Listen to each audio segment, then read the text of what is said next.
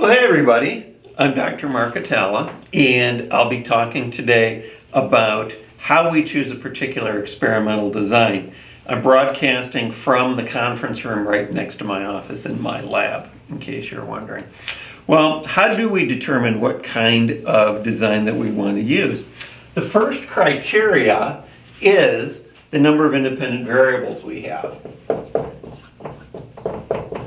In general, as you have a greater number of independent variables, you increase both the complexity of your design and, depending on what kind of design you use, the number of people who are going to be in your study. So, for example, let's say that we are studying something like, the method of instruction, okay?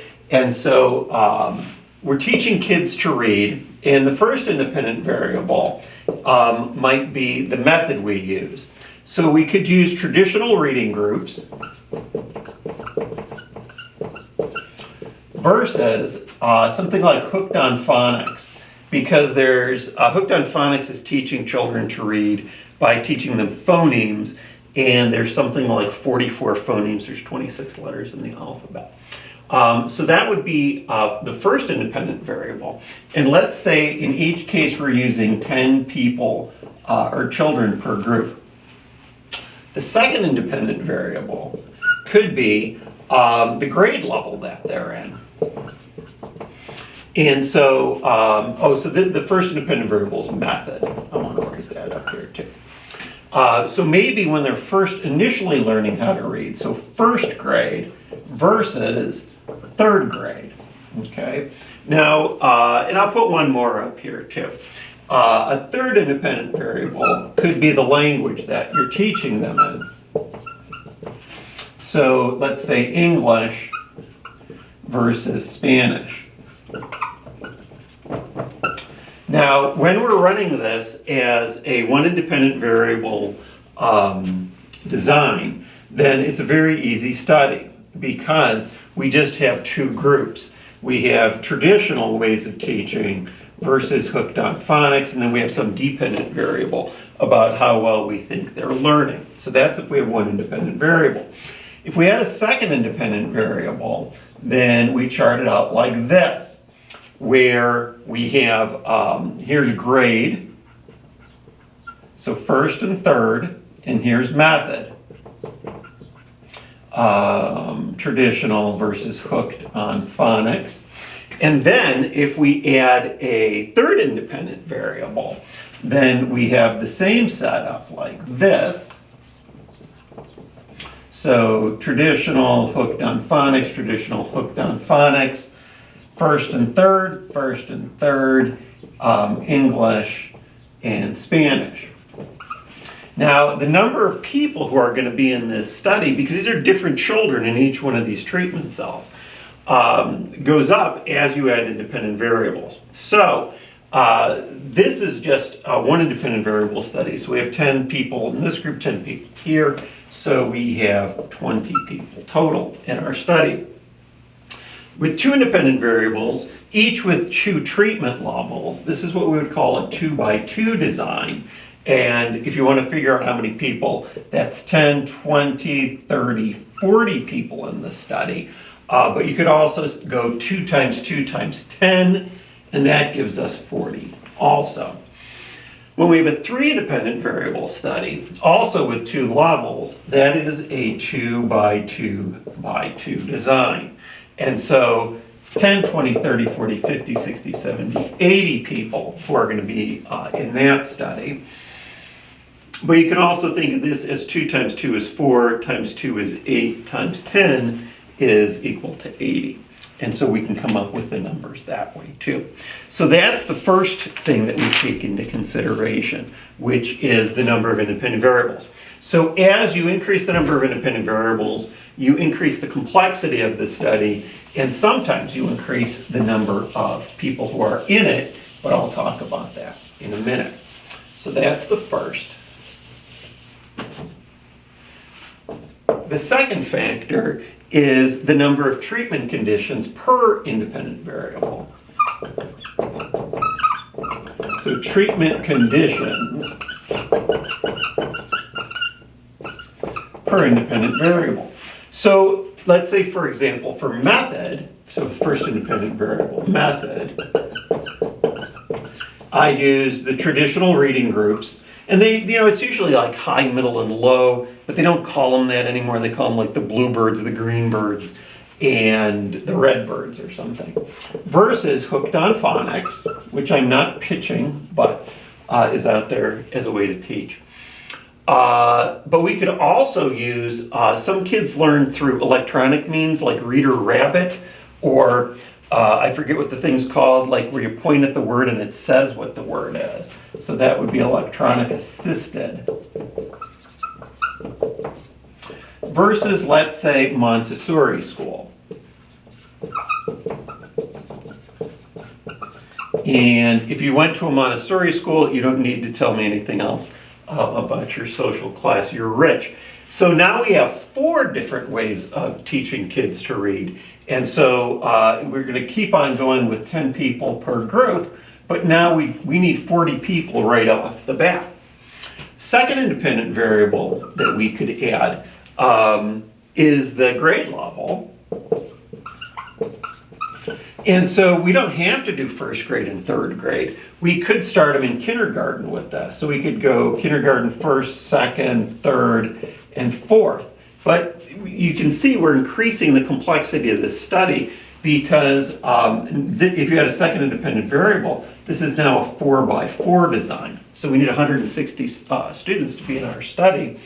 And if we add a third independent variable of language, then you can also see that we could really expand this out considerably, where we have, there's a lot of different, we could teach them to read in Esperanto, and that would increase the number of languages that we need considerably too.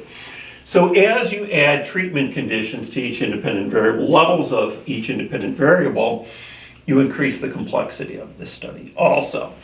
The third thing is whether you have the same people or different people in your treatment conditions. Okay, so I'll put that up here. The third factor is whether you have the same or different people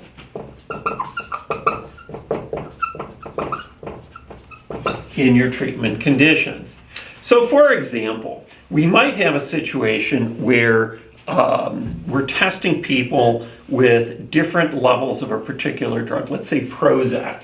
And so we're assessing their, here's the dosage down here.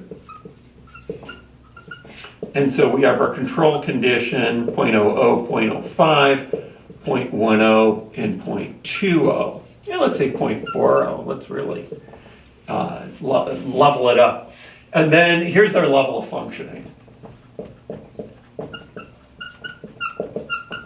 So what we're going to do is we're going to take different people in each treatment condition, okay? And so let's say 10 people per group. So we're going to have 10 people in the control condition, 10 people in 0.05, 10 people 0.20, 10 people 0.40. So we have 50 people in this study. And what we might find is that here's the baseline, as you increase the amount of Prozac they receive, they do better and better until it drops off because they're just it's too much and they're dizzy or something like that. When you have different people in each treatment condition, this is what's called a between subjects or between groups design, okay? So it's between. And the reason it's called that is where we're looking for differences. So we're looking for differences in level of functioning between the different groups. So between people who are in the control condition versus 0.05, between people who are in 0.10 versus 0.20. And so that's why it's called between subjects, because it's where we look for differences. So different people between subjects. What about if we ran this exact same study, but instead of using different people in each group, we used the same people in each group? In this case, we could still run the same study where we give them various dosages, starting with a control, but we could run the whole study with 10 people. And what we would likely find, so each person is in every possible condition. What we're likely to find is the exact same results, where, because it doesn't matter how you run the design, you get the same results. This is one of those exciting things about experimental design. But we would call this a within subjects or within groups design. Because now we're looking for differences within each person. So how they react to the various levels of Prozac with each of these dosages. Okay. Now, when we're talking about chapters, between subjects is chapters 9 and 10, and within subjects, I'll put within subjects up here and between subjects up here. This is chapters 11 and 12. That doesn't sound right. No, this is 9 and 10. Wait, I don't know. You can look. But anyway, I'm gonna complicate it one more level here too, because sometimes we have what are called mixed designs, where we have some variables are run within subjects and some are run between subjects. So for example, this is a mixed design. I like flavored soda, particularly, I don't want to say pop because I don't want to start a fight online between soda and pop. They used to make Diet Coke with lime, and so we have different flavored colas. So there could be lime, it could be, I can hear you shouting, it could be cherry, it could be vanilla. I'm not sure if I like vanilla or not. And then we could run this in different regions of the country, because different people in different regions have different particular tastes, let's say. So for example, we live in the Midwest, which is called the Heartland, but you could also run people in, let's say, the South, and we could run people in Texas, because Texas is really its own country anyway, and California, and the Pacific Northwest, and I don't know if we should put Alaska and Hawaii, because nothing ever really applies to Alaska or Hawaii. I'm not exactly sure how to spell Hawaii, so I think that's their postal code. What other cola flavors could we have, though? Well, we could have a Chipotle flavored. We could have a chocolate flavored. We could have, I don't know, maybe a strawberry.